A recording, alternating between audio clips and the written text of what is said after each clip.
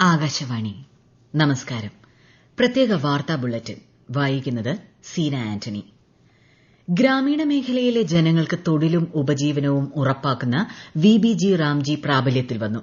ഗ്രാമീണ കുടുംബങ്ങൾക്ക് തൊഴിൽ ദിനങ്ങൾ 100-ൽ നിന്നും 125 ഉയരും. പുതുക്കിയ വേതന നിരക്കുകളും ഇന്നു മുതൽ പ്രാബല്യത്തിൽ വന്നു. ഇതോടെ കേരളത്തിലെ പ്രതിദിന തൊഴിലുറപ്പ് വേതനം 401 രൂപയായി. കേന്ദ്ര സർക്കാരിന്റെ സുപ്രധാന സംരംഭമായ ഡിജിറ്റൽ ഇന്ത്യ 11 വർഷം പൂർത്തിയാക്കി. രാജ്യത്തെ ദരിദ്രരെയും പിന്നാക്ക വിഭാഗങ്ങളെയും ശാക്തീകരിക്കാനും ദശലക്ഷക്കണക്കിന് ജനങ്ങളുടെ ജീവിതം സുഗമമാക്കാനും ഡിജിറ്റൽ ഇന്ത്യ സംരംഭം വഴിയൊരുക്കിയതായി പ്രധാനമന്ത്രി നരേന്ദ്രമോദി പറഞ്ഞു. Dwarka express വേയെ Delhi Vasant കുഞ്ചിലെ Nelson Mandela മാർഗുമായി ബന്ധിപ്പിക്കുന്ന 6-വരി തുരങ്കപാത നിർമ്മിക്കുന്നതിന് കേന്ദ്രമന്ത്രിസഭായോഗം ഇന്ന് അംഗീകാരം നൽകി.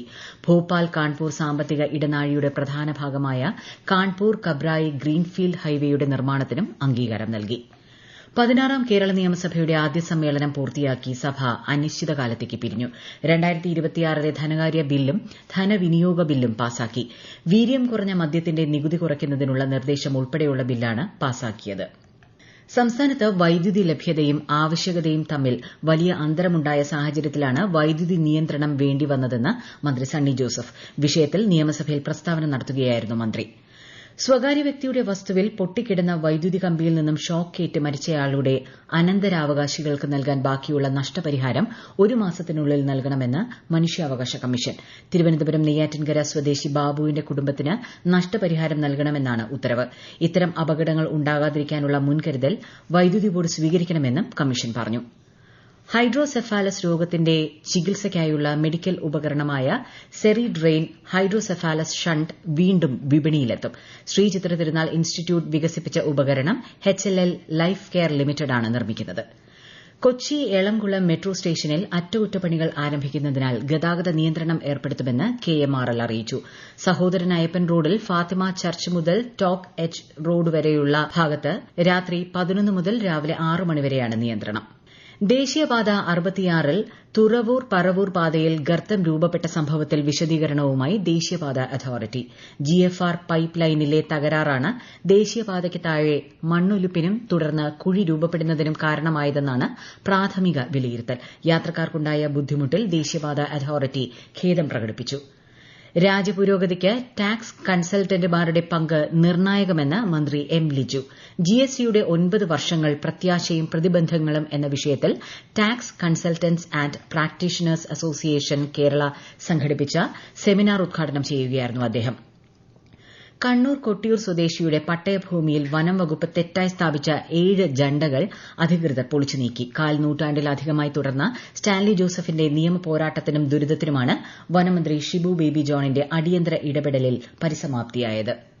കേരളത്തിൽ ഒറ്റപ്പെട്ട ഇടങ്ങളിൽ ഇടിമിന്നലോടുകൂടിയ മഴയ്ക്കും ശക്തമായ കാറ്റിനും സാധ്യതയെന്ന് കേന്ദ്ര കാലാവസ്ഥാ വകുപ്പ്. കേരളം ലക്ഷദ്വീപ് തീരങ്ങളിൽ ശനിയാഴ്ച വരെയും കർണാടക തീരത്ത് ഞായറാഴ്ച വരെയും മത്സ്യബന്ധനത്തിന് വിലക്കേർപ്പെടുത്തി. ജലവിഭവ മന്ത്രാലയത്തിന്റെ പാർലമെന്ററി സമിതി കൊച്ചിയിൽ യോഗം ചേർന്നു. സമിതി അധ്യക്ഷൻ രാജീവ് പ്രതാപ് റൂഡിയുടെ നേതൃത്വത്തിൽ കൊച്ചിയിലായിരുന്നു യോഗം. വ്യവസായശാലകളിൽ നിന്നുള്ള രാസമാലിന്യങ്ങൾ പുറന്തള്ളുന്നത് തടയുക, ഭൂഗർഭ ഉപരിതല ജലസ്രോതസ്സുകളിലെ മലിനീകരണം ഇല്ലാതാക്കുക എന്നീ ലക്ഷ്യങ്ങൾക്കായി സ്വീകരിക്കേണ്ട നടപടികൾ യോഗം വിലയിരുത്തി. രാജ്യത്തെ ഓഹരി വിപണികളിൽ നേട്ടം. സെൻസെക്സ് 444 പോയിന്റ് ഉയർന്ന് 76,923-ലും നിഫ്റ്റി 140 പോയിന്റ് നേട്ടത്തിൽ 24,006-ലും വ്യാപാരം അവസാനിപ്പിച്ചു. സ്വർണ്ണവില കുറഞ്ഞു. പവന് 920 രൂപ കുറഞ്ഞ് 1,03,240 രൂപയും ഗ്രാമിന് 12,905 രൂപയുമാണ് ഇന്നത്തെ വില. 5 മത്സരങ്ങളടങ്ങിയ ഇന്ത്യ ഇംഗ്ലണ്ട് പുരുഷ ട്വന്റി ക്രിക്കറ്റ് പരമ്പരയിലെ ആദ്യ മത്സരം ഇന്ന് നടക്കും. ഇന്ത്യൻ സമയം രാത്രി 10 മണിക്കാണ് മത്സരം. ശ്രേയസ് അയ്യറാണ് ഇന്ത്യൻ ടീമിനെ നയിക്കുന്നത്. കേരള ലോട്ടറിയുടെ പേരും ചിഹ്നവും ഔദ്യോഗിക വെബ്സൈറ്റിനോട് സാമ്യമുള്ള രൂപകൽപ്പനയും ദുരുപയോഗം ചെയ്ത് സമൂഹമാധ്യമങ്ങളിൽ ലോട്ടറി തട്ടിപ്പുകൾ നടക്കുന്നതായി പോലീസിന്റെ മുന്നറിയിപ്പ്. ഓൺലൈൻ വഴി കേരള ലോട്ടറി ടിക്കറ്റുകൾ വാങ്ങുന്നതും വിൽക്കുന്നതും പൂർണ്ണമായും നിരോധിച്ചിട്ടുണ്ട്.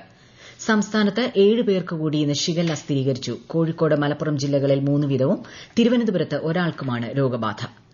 അമർനാഥ് തീർത്ഥയാത്രയ്ക്കുള്ള ആദ്യ സംഘം ജമ്മുവിലെ ഭഗവതി നഗർ ബേസ് ക്യാമ്പിലെത്തി. ഈ വർഷത്തെ തീർത്ഥാടനം നാളെ ആരംഭിക്കും. സെൻസസിന്റെ ഭാഗമായി വീടുകളിലെത്തിയുള്ള വിവരശേഖരണത്തിന് ഇന്ന് തുടക്കമായി. സംസ്ഥാനത്ത് ഈ മാസം 30 വരെയാണ് സെൻസസിന്റെ ആദ്യഘട്ട പ്രവർത്തനങ്ങൾ നടക്കുക. പ്രത്യേക വാർത്താ ബുള്ളറ്റിൻ കഴിഞ്ഞു. അടുത്ത വാർത്താ പ്രക്ഷേപണം നാളെ രാവിലെ 6:45-ന്.